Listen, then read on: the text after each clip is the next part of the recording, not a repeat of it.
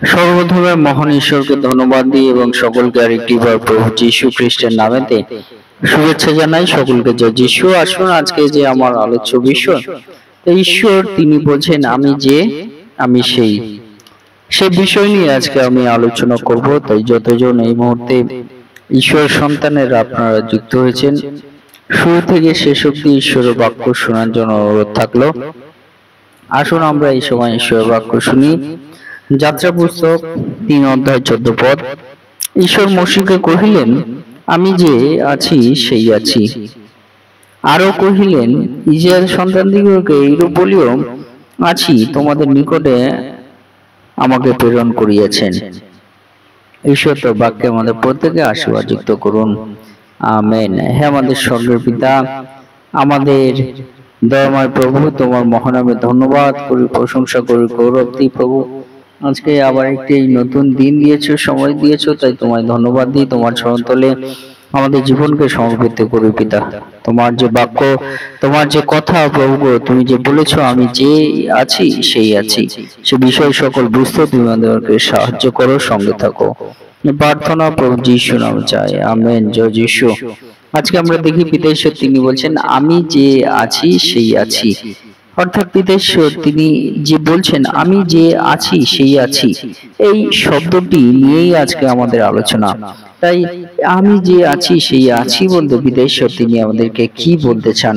প্রথম যে বিষয় আমরা দেখি যে পিতা ঈশ্বর তিনি আমাদেরকে বলছেন আমি যে আছি সেই আছি। এই বলতে পিতা ঈশ্বর তিনি আমাদের প্রথম যে বিষয়টি বলতে চান তা হলো ঈশ্বর তার অনন্তকালীন অস্তিত্ব, তার অনন্তকালীন অস্তিত্ব সেইটা প্রকাশ পায় যখন ঈশ্বর তিনি বলছেন আমি যে আমি সেই আছি।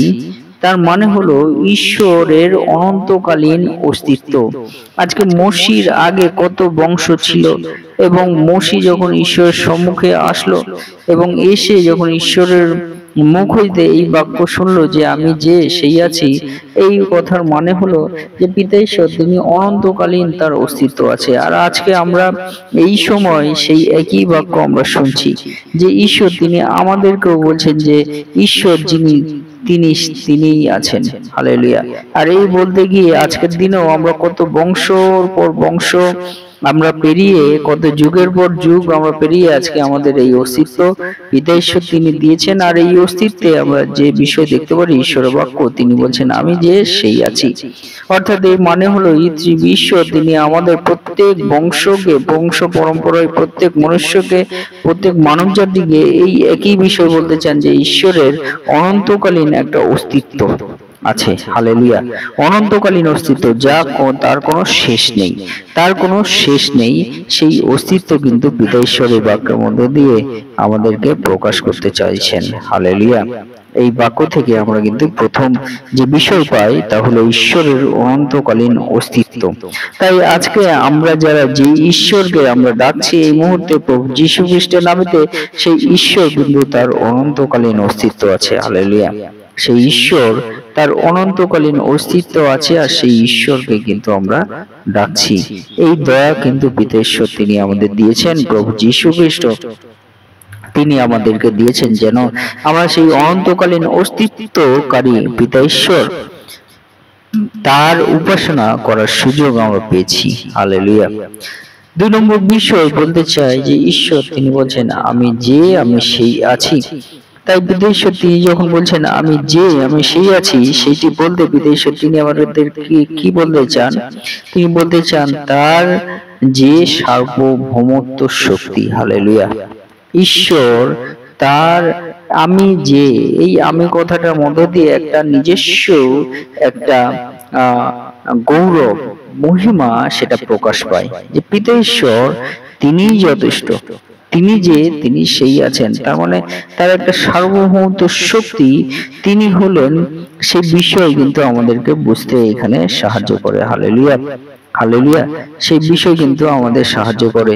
তাই আমরা মনে রাখি যে পিতা ঈশ্বর তিনি নিজেই একটা সার্বভৌমত্ব শক্তি, আর তার কাছে আমরা সেই শক্তিকে কিন্তু আমরা উপাসনা করছি, তার মহিমা, তার গৌরব, তার প্রশংসা আমরা করছি। তাই আমরা মনে রাখি, আমি যে আছি সেই আছি বলতে আমরা সেই সার্বভৌমত্ব শক্তি দানকারী পিতাশ্বর, তার চরণতলে আমরা আছি, তাকে আমরা মহিমা করার সুযোগ পেয়েছি। তাই আমরা যখন দেখি যে আমি যে, এই কথাটার মধ্য দিয়ে পিতাশ্বর কিন্তু তার একটা উপস্থিতি আমাদেরকে বুঝতে সাহায্য করেন। এবং 2 নম্বর বিষয়, পিতাশ্বর তিনি বলছেন আমি যে সেই আছি, তার মানে কি ঈশ্বর তার যে ক্ষমতা, তার যে শক্তি, সেটা কিন্তু আমাদেরকে প্রকাশ করেন। হালেলুয়া। 2 নম্বর বিষয়, পিতাশ্বর তার যে ক্ষমতা বা শক্তি, সেটি আমাদেরকে প্রকাশ করেন যে আমি যে আছি আমি সেই আছি। অর্থাৎ তার মধ্যে একটা আত্মবিশ্বাস, তার মধ্যে একটা কনফিডেন্ট আমরা পাই এই বাক্যের মধ্য দিয়ে, যেখানে পিতাশ্বর তার শক্তি প্রকাশ করতে চেয়েছেন যে তিনি সেই আছেন। হালেলুয়া। আর আর অন্য কেউ নেই। হালেলুয়া। সেই মধ্য দিয়ে ঈশ্বরের একটা সার্বভৌমত্ব শক্তি কিন্তু আমরা এই বাক্যের মধ্য দিয়ে পাই, যে তিনি কিন্তু সমস্ত শক্তির আধার, তিনি হলো সমস্ত শক্তির উৎস। হালেলুয়া। তিনি হলেন সর্বশ্রেষ্ঠ, তিনি সেই শক্তি দান করি এবং সর্বশক্তিমান পিতাশ্বর, সেই বাক্যের মধ্যে দিয়ে পিতাশ্বর তিনি কিন্তু আমাকে, আপনাকে, আমাদের প্রত্যেককে পিতাশ্বর তিনি বলতে চান। তাই আসলে আমরা মনে রাখি যে পিতাশ্বর যখন বলছেন আমি যে সেই আছি, সেই পিতাশ্বর তিনি সর্বশক্তিমান, তার বিষয় কিন্তু আমরা এখানে দেখতে পাই। আর তার শক্তি আমরা যদি পাই, আমরা কিন্তু ঈশ্বরের আশীর্বাদ আমাদের জীবনে পাই। এবং 3 নম্বর বিষয়, আপনাকে, আমাকে, আমাদের প্রত্যেককে জানা দরকার, পিতাশ্বর তিনি বলছেন যে আমি যে আছি সেই আছি। এই কথার মানে হলো পিতাশ্বর কিন্তু তার বিশ্বস্ততা আমাদের কাছে প্রকাশ করতে চাইছেন। ঈশ্বর তিনি বিশ্বস্ত, আমরা মনুষ্য, আমরা ঈশ্বরে আমরা বিশ্বাস করি আমাদের যখন দরকার পড়ে, কিন্তু পরে গিয়ে আমরা ঈশ্বর থেকে আমরা বিমুখ হয়ে যাই, অর্থাৎ আমরা বিশ্বস্ত থাকি না, আমরা স্থির থাকি না ঈশ্বরে। কিন্তু পিতাশ্বর তিনি বলছেন আমি যে আমি সেই আছি। এই কথার মধ্য দিয়ে ঈশ্বর তার বিশ্বস্ততা, তিনি আমাদেরকে কখনো ছেড়ে যাবেন না, তিনি আমাদের সঙ্গে থাকবেন, তিনি প্রতিনিয়ত আমাদের প্রতি বিশ্বস্ত আছেন, সেই বিষয় কিন্তু পিতাশ্বরের বাক্যের মধ্য দিয়ে আমাদেরকে বুঝতে সাহায্য করেন। তাই ঈশ্বর তিনি বলছেন আমি যে আমি সেই আছি।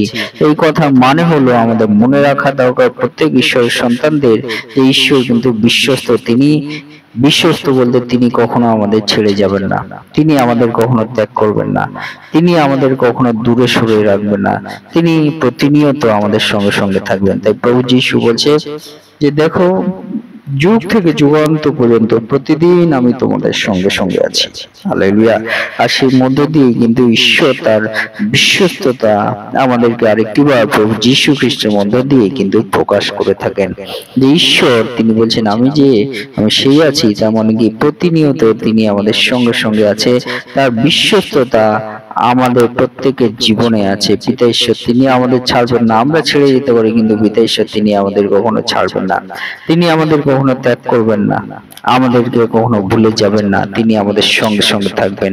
তাই আসুন আমরা, যে পিতাশ্বর তিনি বলছেন আমি যে সেই আছি, সেই পিতাশ্বর বলতে তিনি কিন্তু আমাদের সঙ্গে সঙ্গে থাকবেন প্রতিনিয়ত, তিনি বিশ্বস্ত ঈশ্বর। তাই আসুন আমরা সেই ঈশ্বরে আমরা বিশ্বস্ত হই, তার মহিমা, তার গৌরব করি, তার ধন্যবাদ আমরা যেন দিই। ঈশ্বর তার বাক্যে আমাদের প্রত্যেককে আশীর্বাদ যুক্ত করুন। আমেন। জয় যিশু, জয়।